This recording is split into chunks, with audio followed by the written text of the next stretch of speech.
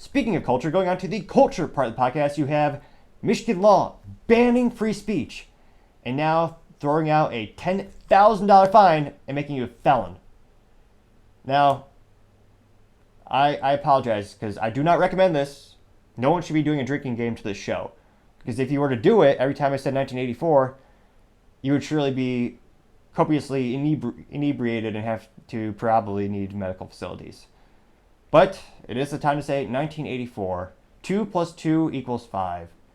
And they will beat you until they acquiesce you to you actually believe it. Or they actually don't care if you believe it, you just have to say it and acquiesce to their belief. Now, I say this because this particular law is Michigan House Bill 4473. I know, very inspiring, great marketing from the public sector.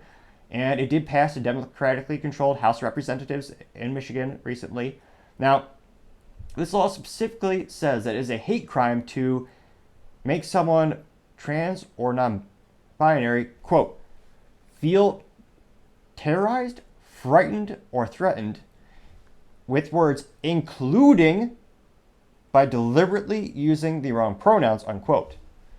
And when I say the 2 plus 2 equals 5, there are many people in the religious community in particular, also people in the middle, and since unfortunately this has become a political issue, you would say on average perhaps people on the right, they don't think that a person could change their gender through drugs, surgery, or clothing, and they think it's against religion or against their faith, or just against their opinion to change someone's pronouns or to call someone by their preferred pronoun. So you have these two different beliefs that are clashing together, and now one side of the aisle has the threat of a gun behind them. And when I say the gun, I mean the government gun, because they have more guns than you could possibly fathom.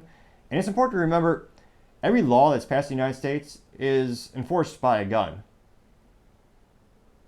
And the government has copious, large amounts of guns. Something to think about every time you hear about a law being passed, because it will be enforced. Now, unless it's, crime and the mayors and district attorneys say don't prosecute those crimes or let the cities burn. But I digress. It's sad we have a selective law enforcement these days. Nevertheless, this particular law, I assure you, will be used as a weapon. Now, this is actually a felony as well. Yeah, that's right. Felons can't vote. That is very true. I'm glad you thought of that, audience members. It's one of those things where not only is it a $10,000 fine, which is more money than most people make in, I believe the average U.S. salary or the average U.S. income is about $32,000 in the United States. Imagine losing a third of your income because you said the wrong pronoun. This is astronomically concerning for anyone who believes in free speech, which used to be all Americans. It used to be the foundation of the country. And there are many people saying that the courts won't enforce it or that it's unconstitutional. Yes, obviously we have the First Amendment. However, remember, we have the Second Amendment, and yet the government passes more laws than you could possibly fathom for average citizens that are supposed to follow, unless you're Hunter Biden. So they restrict gun rights every day of the week. You can't buy a short-barreled rifle or short-barreled shotgun without copious amounts of paperwork and an additional $200 U.S. Treasury tax stamp. Of course, sales tax on top of that. You have to actually register it, fingerprint, photo ID. You can't buy a machine gun unless it's made before 1986, as well as it has to be actually registered with the U.S. government. You have to pay that $200 tax stamp. Again, with the photo prints, the photo ID. And of course, your state has to allow it. So there are many ways that many people would argue are unconstitutional that the laws restrict the Second Amendment. Now, my 3 cents on that is the Founding Fathers never had that, and at the time of the inception of the greatest country in the world, people had private whole ships, cannons, and whole mercenaries at their bidding. They hold whole private armory. That's how the country is founded. But I digress. This specific law, while it might be struck down in the Supreme Court, it's going to have huge implications. And we saw this because it happened first in Canada and Europe. And it is interesting it didn't start in California in terms of the United States adoption. Because if you look at the trickle effect of many laws and social, I don't want to say new norms or social occurrences or cultural occurrences, there is a big trickle effect by going from Canada to California, then spreading the rest of the United States. And this law, if you break it now, to $10,000, your life is ruined. Who can recover from that? Most Americans live paycheck to paycheck.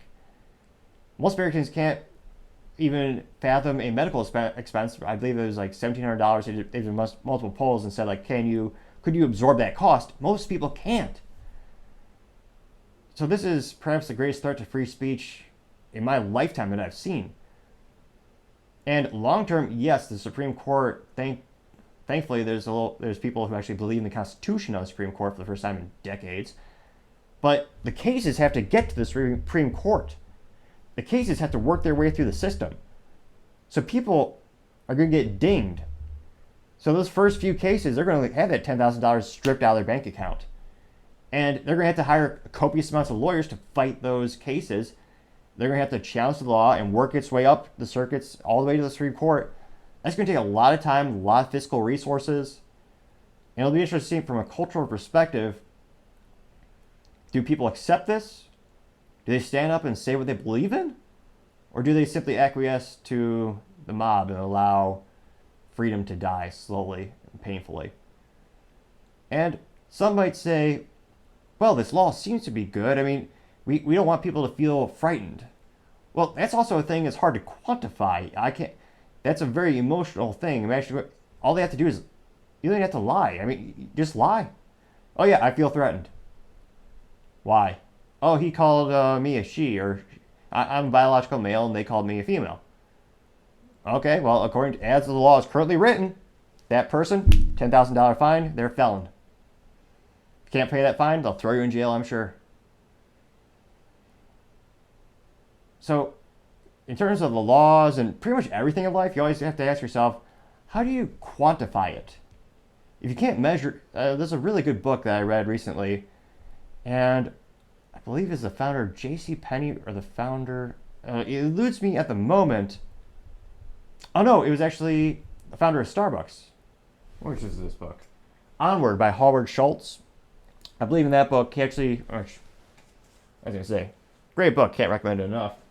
Talks about how he bailed out and turned out the company multiple times, but I believe it was one of the passages where they specifically say things that can't be measured, or things that aren't told to be measured, never will be measured. And it comes to every metrics in terms of these laws. I mean, how can you tell if someone feels threatened? There's not really a scale of you're a 3 out of 10, 10 out of 10. Like, the law is written so that they just have to feel threatened. And it's one of those things where the United States used to be a place where I might not agree with what you have to say, but I will fight to the death for your right to say it. Every American used to believe that. That used to be the cornerstone, the foundation for the United States. It's how the country used to be for years. And to have the threat of silence thrust upon you is quite concerning. And some might say, well, we don't want anyone to feel uncomfortable or frightened. Well, freedom has a price. You're not always going to like what someone has to say. And I can't help but think, it reminds me of one of the most famous prolific quotes. And it's the quote that the road to hell is paved with good intentions. It's very true. Very few people think about the ripple effect or the consequences or the second or third order consequences from actions or laws. Now, in this case, I actually think it's laws being specifically used to bludgeon people politically on the right or in the middle, or religious people who don't believe in that particular narrative. And it's, I know, drink again, it is reminiscent of 1984. It's thought control. Speech control is compelled speech. They're forcing you to believe in something else. Imagine if someone from the Catholic community came to you and said, you have to say you believe in Jesus. You have to. Otherwise, $10,000 fine and you're going to jail. You have to say he was the Son of God. He was. You have to say it. If that law was even whispered, you would see people on the political middle and left freak out exponentially. And they would have rallies and everyone would come together and they'd have boycott social media.